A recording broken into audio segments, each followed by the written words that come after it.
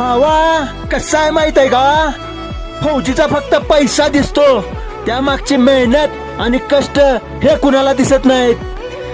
तर ती मेहनत कशी आहे तर ती अशी आहे, वर जंप.